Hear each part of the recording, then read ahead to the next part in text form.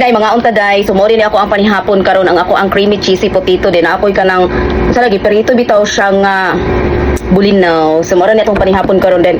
Then magpasalamat anday kuno kay lagi 190k followers na ta. So ubay-ubay na jud ta diri sa to ano. Muna daghang kay salamat sa inyong tanan ug sa mga ning follow nako.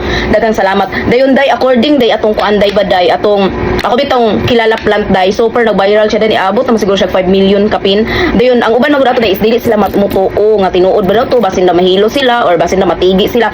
So day dili jud to makadaot siya day kay dili pud ako to i-share sa inyo ha day kung kato nga plant or katong kilala plant nga makahilo or makadaot siya sa inyo. So dili pud to nako i-share sa inyo day. Uy naunsa. Di pud bi ako kuan day no. Ako ang i-share sa inyo day kay lagar experience mo ako lang day. Ako amo ko na experience kay grabe ko kay UTI day kay hilig kay kumukaon og kalang para kanang mga bulat ginamo sa ana day di ko like minom tubig mo na magka UTI ko. Then so kada ato day nga nakailami ato alam mo gyud kasulti na mo ato day kauban na mo sa balay batigo lang. Every time mag-UTI siya daga try imnon. So among giinom. Then naayo man ko day then dugay po kay mo bala ka UTI day basta makainom bitaw ko ato day. Then ang ako bitaw mga anak day gamay pa man ako ang mga pisot na day. Sige na ko painom ana basta mag-UTI na sila kilantan mo sila day magisog ihi. Dili lang ako napainom ng tubig na pure tubig. Kato akong lataan day, ako ipainom sa ilaha day yun. Kumudidi sa milk day, kato ako itimpla sa milk. Di ba? Ako siya lataan day, ako siya itimpla sa milk. Mato ako ipatutoy sa ilaha. Nag-edad pa akong anak ato day og 3 years old kay mag-UTI man gyud na sila day hilig po kay mga uparat ba. So mato ko itimpla sa ilang gatas ang katong kilala plan. So ayaw mo kabalaka kung maunsa mo ato. Kaya dili gyud siya makaunsa. Before day is na vlog jud ako na siya day pero nakawat to siya day nag-views to 2 million sa nagkuha ato nga video. Then ako is naka-views ako to 800 mo nang laglagot ko. Then nag-viral po to siya sa akong TikTok.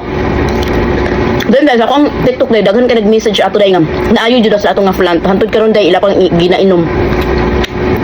Kato mga nag-dialysis day kay wala na dayon nag-dialysis kay inom daw sila ato kay doubt lang kini na okay daw na ayo daw sila. Mulang akong gi-share sa inyo ha kay para po kung mag-UTI yung mga anak mag-UTI yung mga ginikanan mag-UTI mo is di na mo kailangan mo patug tambal pero kailangan gapon mo konsulta sa doktor day haday alam pud mo pagsalig anak kung like example lala na kayo yung kidney kailangan pud mo magtud doktor alam pud mo pagsalig ato. Ako din sa mga boros dili ko kapasalig sa boros ato kay tong time nga nagboros ko is wadyo ko kasway og UTI kay amping jud ko basta boros ko day ako kainom ato. Dahil kato sa mga nag-breastfeed pwede kay sa mainom ato day kay kato pud day matutoy po to sa bata. Kuan po to day okay ra po to siya day makadaghan po to siya gatas. Dahil ko andahon day bana-banaan na lang yung andahon kay ako manggo day 20 ka buk dahon sa 2 ka litro nako. Kay minus makanida sa mga day best kay mo day kun amo inana nga tanom kay sa mga day lisod kay na paytaon day. Magkabuang pa mi pangita na nga bulak.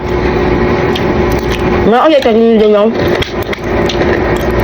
Ug mao ra dito ko share sa inyo day no. Alam mo kahadlok day no ug daghang salamat kay nag-viral jud may nga video day.